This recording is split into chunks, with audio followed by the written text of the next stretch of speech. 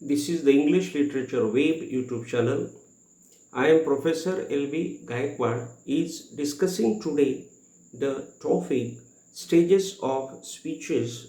This is my lecture number 286 and part 1. At first, we will discuss on the topic social speech, that is called the external speech. This speech is given into societies, that's why it is called the social speech. And also this speech is given outside home, and that's why it is called the external speech. It should be given intellectually and thoughtfully.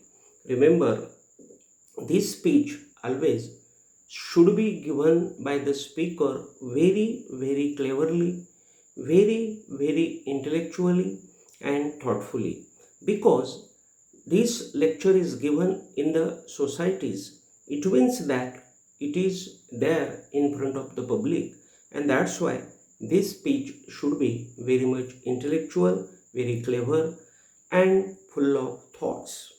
Here the child uses speech to know and capture the behaviors of others.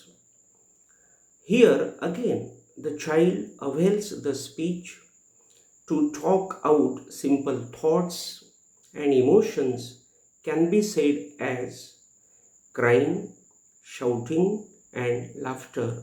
For example, we can say, I want a play car. Now, the second stage of the speech is egocentric speech, that is the speech of self-respect. Means here in this stage the child creates the self-respect for itself or himself or herself, and that's why it is called the egocentric speech or the speech of self-respect. This stage of the speech runs with a boy of 3 to 7 years old. It is a bridge like step through which it forms, or he or she forms, a relation between the primitive and highly public social speech of the first stage. It is more sophisticated and higher individual internal speech of the child going through the third stage. This stage brings children into the stage that they discuss with themselves and become egoistic of themselves. They bring to the notice that they have been adult now.